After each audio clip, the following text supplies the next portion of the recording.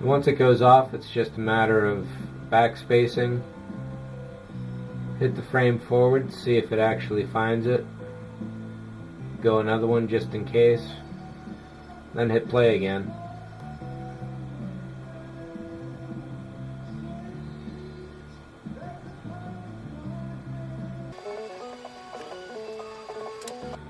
Once it goes off, it's just a matter of backspacing. Hit the frame forward, see if it actually finds it. Go another one just in case. Then hit play again.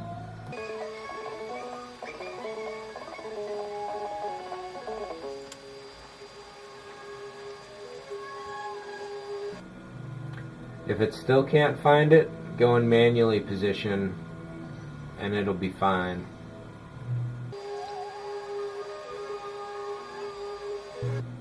So the good thing about this is that with all these tracking points, you can go back, make sure that it got a good track everywhere. You got to keep your eye on it. It can take a while. And when things start wandering, such as this guy back here, let's go and check our options again.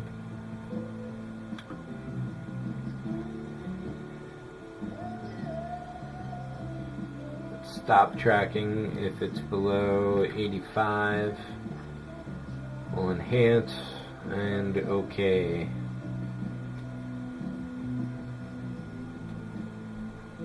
So that enhance feature just basically put a sharpen filter onto the image. That should help out. In some cases you want to blur it because you can get too much shake because the track is too good. So this is going for a good stretch. We're halfway through.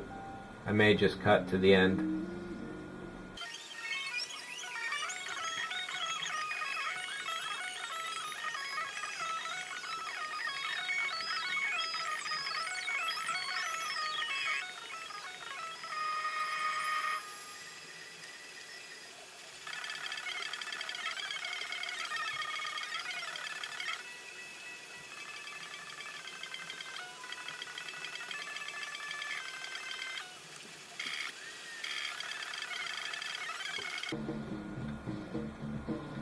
Alright, so here we hit a fairly common problem, and that's all of a sudden your tracker disappears. So there's a couple ways you can do with that, and holding down, I think it's the Alt key, grab your marker and pick another one, or your tracking box rather. You should get this blue line. If you just pick this up and move it, everything is going to shift over. So in this case, hitting that Alt button will give you this blue line designating no offset on that XY axis there.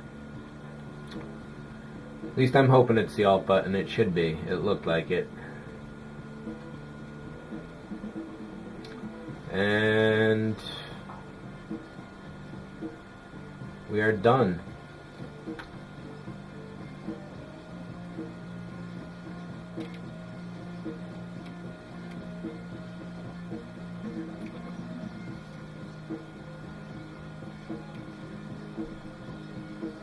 So when we get to this point here, it will either jump or it won't. Rather, the image will jump. So this one jumped, that didn't.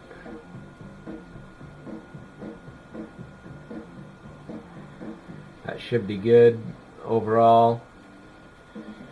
Track looks fairly solid. You can zoom in and get the frame by frame on where that tracker is and do any smoothing from there.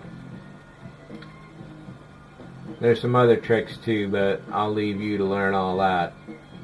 So overall, we're going to call this approved.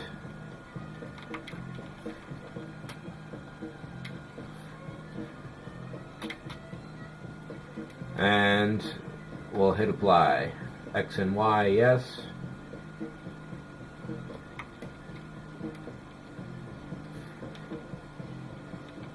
Let's get all of this here so you can see it.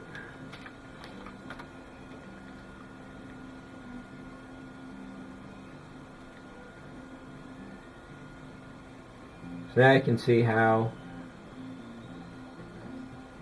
that rotation may not have helped us out in this case. You can definitely see there's a huge jiggle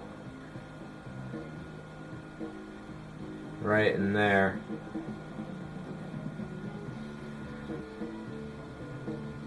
For the most part, the plate offsets. So let's go back and let's just trash track point 2. Let's turn off our rotation actually and set this to 0.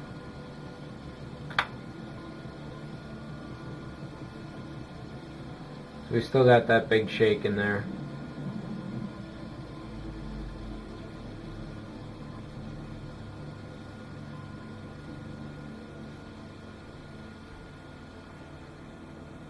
So tracking does not, stabilizing rather, does not specifically save everything. For example, in here, where we have that additional shake, where is it? That's just a bad key right there, but I thought I saw some shake blur. No, I guess not. Let's turn off our rotation actually and set this to 0.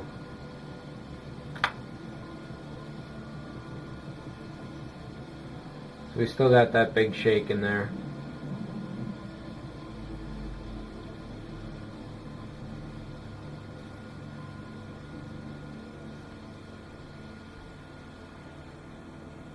So tracking does not, stabilizing rather, does not specifically save everything. For example, in here, where we have that additional shake, where is it? That's just a bad key right there, but I thought I saw some shake blur. No, I guess not. So I'm just going to use the arrow keys to reposition this stuff. I'm using page up down to move around.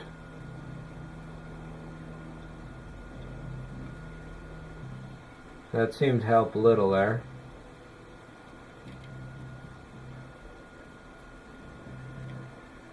So when you smooth stuff out, it's just a matter of moving the keys around, shifting the position until everything settles in. So generally speaking, that's a stabilized plate. Let's go and turn our key on and have a look at that again. So when you want to turn stuff on and off, there's this eyeball icon.